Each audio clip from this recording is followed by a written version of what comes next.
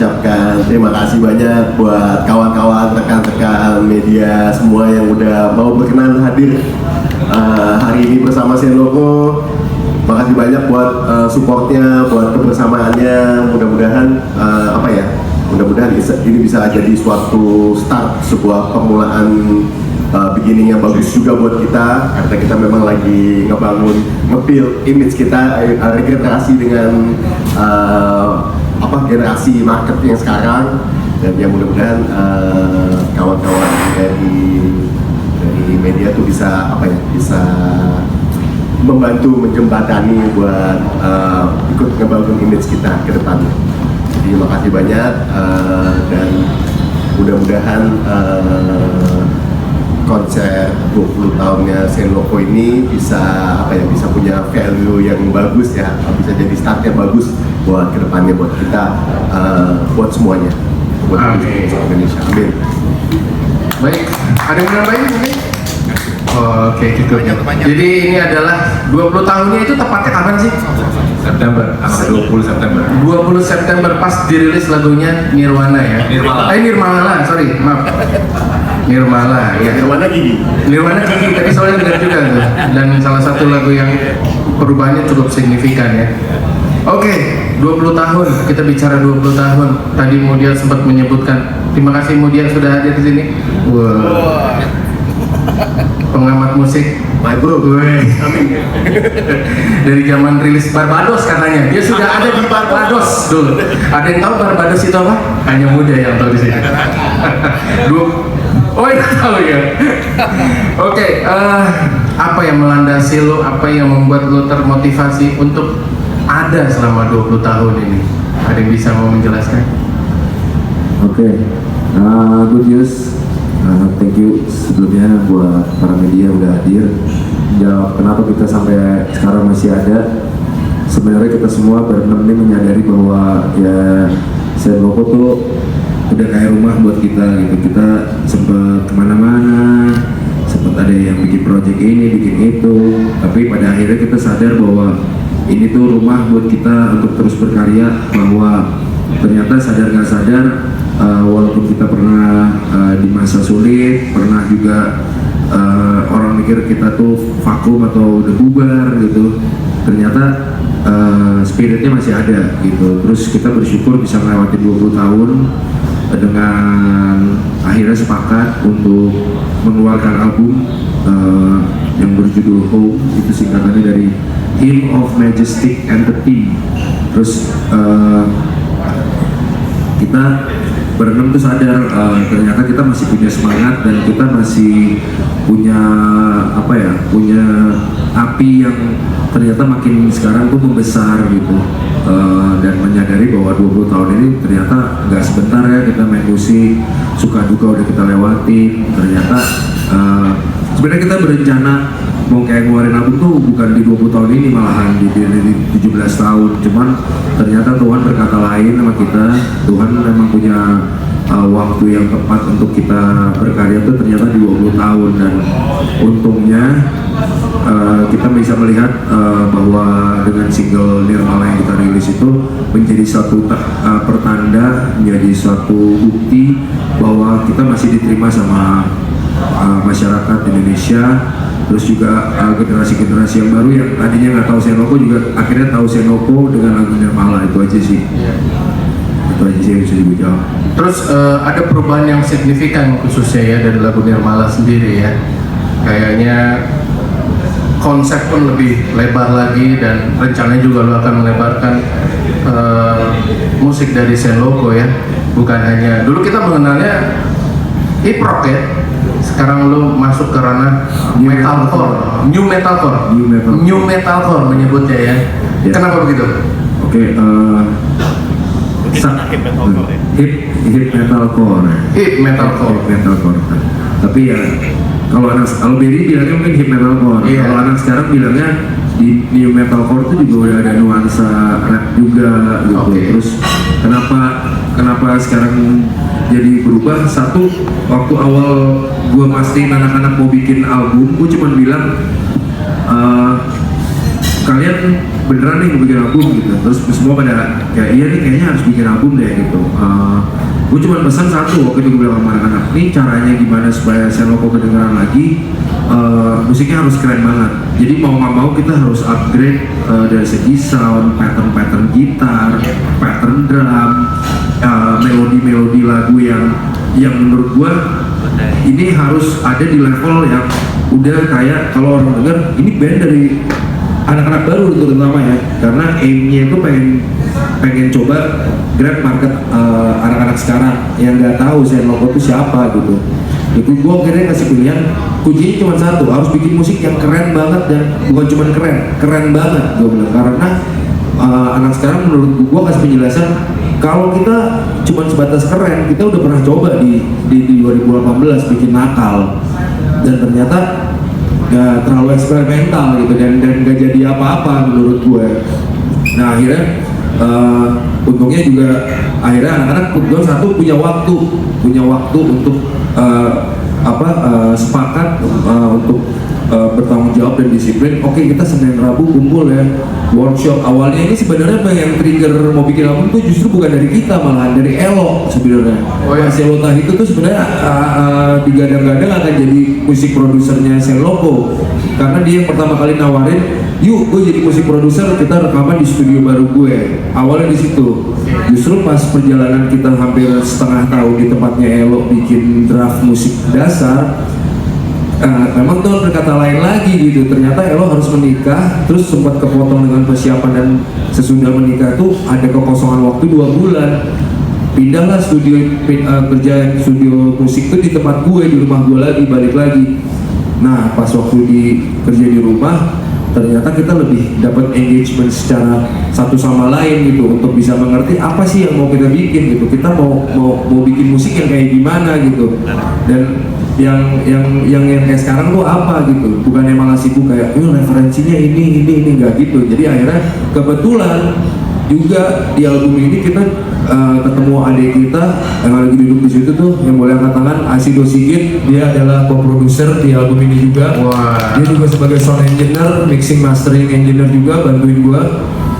Dan ternyata dia yang bisa translate apa yang mau kita mau. Jadi kalau kalian dengar Senloko sekarang, wih soundnya beda ya, soundnya upgrade banget ya, udah kayak band luar lagi gitu.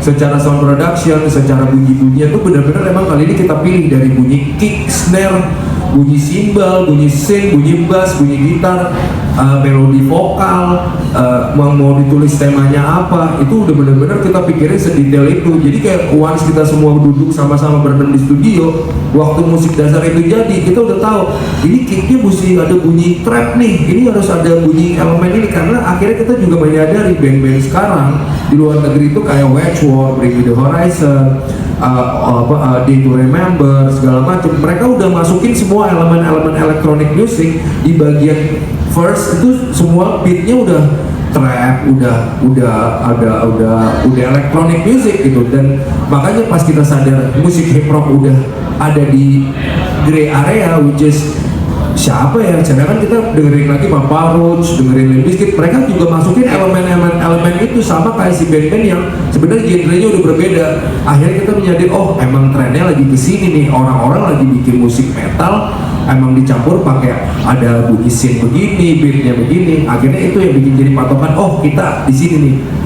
Dan Nirmala tuh akhirnya memang jadi testernya kita gitu. Wah kita pertama kali ini gimana nih responnya? Ternyata responnya baik. Iya, kita merasakan itu ya. Nirmala tuh Betul. sangat punya intro yang ikonik juga nih. Betul. Sebagai refresh dari Senloko ya. Dan untungnya nggak cuma itu ya, nggak cuma pendengar aja, maksudnya radio juga ternyata sangat welcome juga dengan materi ini gitu. Makanya kita senang banget gitu.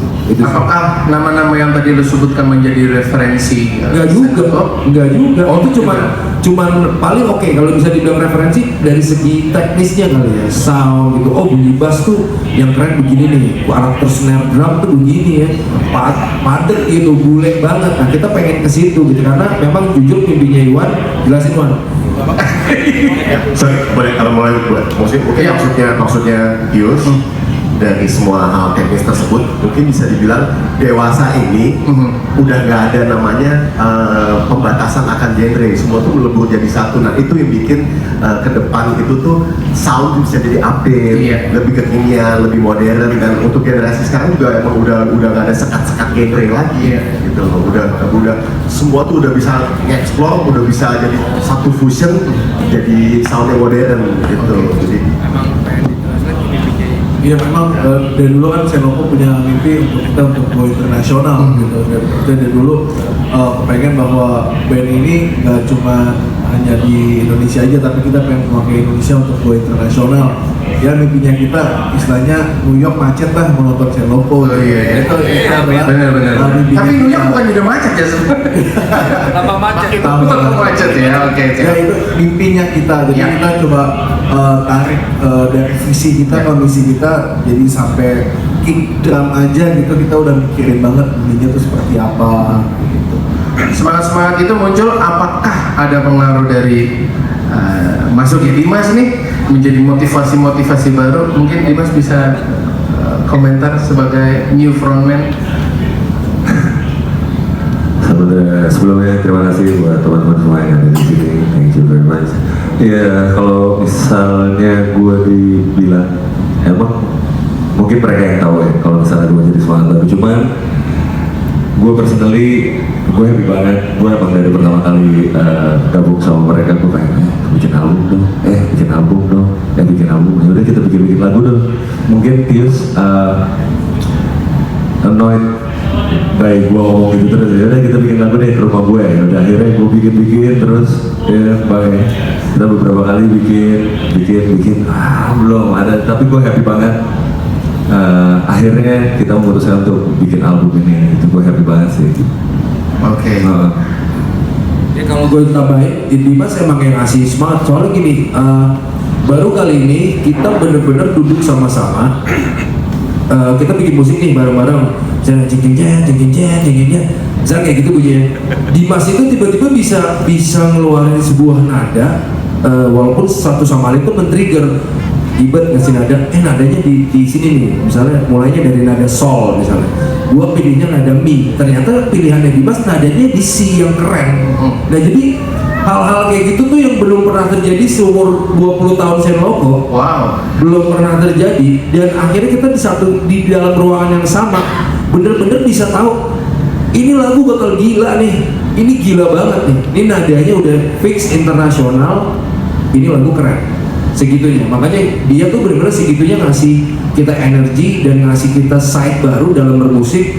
Oh ternyata kalau dulu kan kita bikin minus one dulu, terus kirim lah ke Berry atau kirim ke vokal siapa gitu, suruh mulai, ntar kita tinggal akuisisi gitu, tinggal kita kurasi. Oh nada ini enggak, ini bener-bener ngalir aja begitu, layaknya orang bener-bener bikin lagu di studio gitu, kayak gitu. Dimas segitunya sih. Siap. Terus 20 tahun ini minggu depan ya di acara apa itu? Di Alike Monday betul? Ada tema khusus karena gue lihat beberapa line up-nya bukan hanya Senoko ya, ada Summerland, Revenge to Fate, bener? Revenge to Fate, terus Kills. Ada konsep apa nanti di sana? Boleh dibocorin mungkin sama teman-teman media? Sebenarnya kalau konsepnya Senoko, kita emang pengen ngasih tahu ke orang-orang yang datang bahwa Senoko kan sekarang udah ganti kayak kalau bisa dibilang simpelnya aransemen gitu ya. Karena kita tetap bawain lagu dari album 1, 2, 3 itu kita merubah jadi supaya musiknya tuh gak jomplang sama si lagunya Nirmala gitu loh. Jadi kita setarain semua dari segi sound production dan aransemen. Ini loh warna barunya, karena ada beberapa lagu-lagu lama yang nadanya berubah, terus aransemen musiknya di bener-bener di fade in gitu loh. Ini lagunya fade banget nih gitu. Lo bayangin kayak lo pakai sepatu nggak kegedean nggak kekecil, fade banget kayak gitu. Dan lagu itu kayak begitu. Jadi konsep yang mau kita persembahin besok nih, orang di Jakarta, terutama di Jakarta, besok nih kita belum pernah bawain full aransemen dari lagu 1 sampai lagu ke 10 itu belum pernah didengerin dan dimainin secara live di Jakarta. Jadi ini benar-benar orang bakal denger baru karena ya itu tadi dengan adanya Dimas improve aransemen dan nada yang diciptain itu baru pertama kali. Terus juga maksudnya kan mereka kan sebenarnya generasi yang di bawah kita tuh kayak Kim segala macam. Kita pengen aja gitu yang doyan mereka tuh akhirnya juga doyan kita gara-gara sebenarnya warna musiknya setara gitu. Kayak gitu sih. Oke. Berarti bakal seru banget tuh tanggal. Bakal seru banget. Tadi sebenarnya sempat ada lagu-lagu yang di looping ya. Itu adalah konsep barunya tuh. Itu adalah makanya setelah didengerin gue berharap tadi orang-orang media tuh notice, oh ini lagu Terapi Energi ada. keren ya jadi begini gitu lah. Saya kok keren juga bawain lagu Bento ya gitu, kayak gitu-gitu sih. Iya, Pak Edo tadi sempat ngomong tuh, katanya wah bisa juga gitu gini. Nanti kita Bisa banget. coba kasih mic-nya ke dia ya nanti ya. Oke. Terus bakal ngasih kejutan atau surprise apa lagi di acara nanti? Ayo, belum ya? Party aja lah. Oh, oke. Selebrasi ya. Ya yang pasti yang nonton bakal kaget karena aransemen kita fresh banget. Oke, kejutannya bakal ada di aransemen itu tadi ya. Aransemen. Bakal Oke. ada ini juga sih, ntar bakal ada special gimmick juga di mungkin all artis bakal satu stage. Wih, gawat nih. Bawain sebuah lagu legend yang udah kita modifikasi. Oke. Nggak usah gue sebut, biar jadi kejutan aja Pak. Berarti nih ada di sini mesti datang nih nanti ya. Gitu ya. Oke. Baiklah, mungkin kita kasih aja mic-nya langsung ke teman-teman media nih. Mungkin Pak Edo dulu deh. Tadi dia sudah komen salah satu lagu yang cukup legendaris ini. Lu suka nonton. Oke, selamat ulang tahun. Thank you. Panjang umur Senloko. Makasih Pak Ge. Gue pikir 20 tahun lu menumbuhkan energi saat ini, terutama untuk merawat konsistensi. Yang kedua, merawat para penggemar, karena ketika kita bermusik itu ada pertanggungjawaban yang sangat luar biasa sebetulnya, karena penggemar itu juga bagian dari aset perjalanan teman-teman. Nah, bagaimana merawat mereka? Apalagi tadi gue dengar lalu ada perubahan apa disebutnya apa sih, musikalitas apa ya. Ya, itu sangat luar biasa sebetulnya, bagaimana merawatnya, bagaimana mengedukasi mereka. Itu lewat apa sih kira-kira? Karena paling tidak penggemar Senloko tersebar di mana-mana. Ada perubahan sasaran tembaknya adalah regenerasi sekarang. Nah, bagaimana merubah itu? Jadi yang baru silahkan datang, yang lama jangan dibuang. Gitu. Bagaimana energi untuk merawat teman-teman para penggemar sendiri.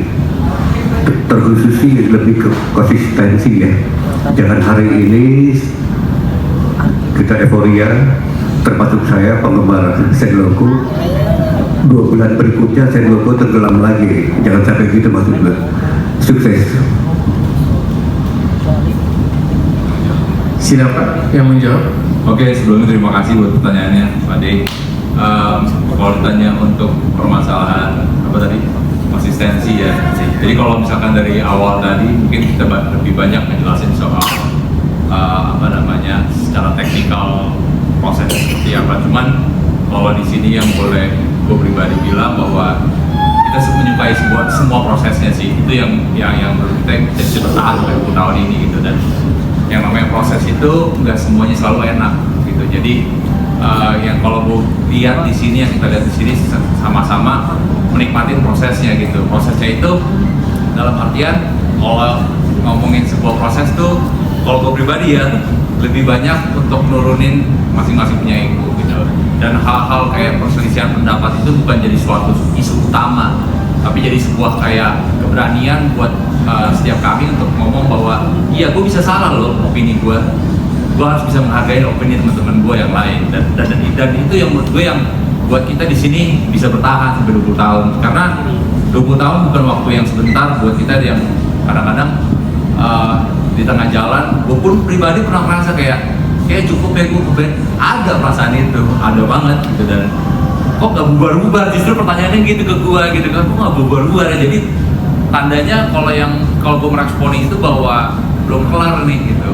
Ini belum kelar dan gue bersyukurnya bahwa puji Tuhannya bahwa setelah kita keluar Nirmala ini, ketika kita meresponi dan bersikap positif, semuanya itu berdatangan dengan sendirinya gitu. Dan kalau tadi Pak Ade bilang sempat nanya gitu, gimana sih caranya untuk kita maintain fans kita? Jujur kita udah gak bisa nakal kemarin, sempat kayak maintain ya, emang masih ada yang mau dengerin musik kita gitu. Kita sempat punya perasaan seperti itu, cuman ini benar-benar baru-baru beberapa hari lalu kita balik dari Makassar dan kita bukan tipikal yang dulu mungkin ada ya kita koordinator fans gitu yang orangnya juga di sini pakai kacamata, pakai topi itu. Justru kalau kita tidak keluar kota yang dicari bukan kita berenam tapi dia yang dicari gitu. Kalau dulu ada orangnya seperti itu. Terus sekarang mungkin karena kebelakangan kita mungkin sibuk dengan masing-masing, keenakan dengan off air yang kita nggak punya pemikiran bahwa oh ya kita sebagai musisi punya tanggung jawab loh untuk berkarya gitu. Kalau kita nggak mikirin itu gitu dan itu yang menjadi kayak bola salju buat Senloko bahwa ya di comfort zone aja gitu dan pada akhirnya ketika misalkan industri musik ini udah berganti dan segala macam, kita mungkin bisa dibilang ada pertanyaan yang agak sedikit lumayan ganggu buat gua kayak waktu itu, musiknya Senloko itu masih relevan gak sih buat generasi sekarang? Yang mungkin dalam 3 tahun atau 4 tahun belakangan itu cukup mengganggu buat gue kayak ini mesti buat seperti apa ya supaya Senloko itu relevan gitu buat generasi sekarang. Tapi at the end gue udah gak mikirin itu lagi, kita udah gak mikirin itu lagi sih gitu. Selama musik itu kita bisa nikmatin berenang dan bangga dengan karyanya, buat gue gak peduli sih gitu ini bakalan masih relevan atau enggak gitu. Bahwa itu pun terjawab dengan kemarin kita main di Makassar dan kita nggak nyangka sama sekali bahwa oh masih ada ya gitu, kayak kita kan manggil fanbase kita Family of Loco dan treatmentnya itu selalu kayak kita punya gathering sama mereka ketika kita datang ataupun setelah kita manggung gitu, dan ternyata setelah 7-8 tahun kita ngamain di sana mereka masih punya antusias dan punya kayak apa ya apresiasi yang begitu besar buat Senloko. Dan jadi kalau boleh gua rangkumin kunci konsistensi kita ya bukan ya dalam artian kesuksesan bukan suatu yang instan ke kita, itu proses dan kita menyukai prosesnya itu sih. Jadi itu yang bisa bikin konsisten kalau menurut gua. Sama sekalian kapan dirilisnya ya itu album ya. Untuk baju putih kebetulan konveksi kita tinggal stoknya warna putih. Dan yang paling cepat warna putih gitu.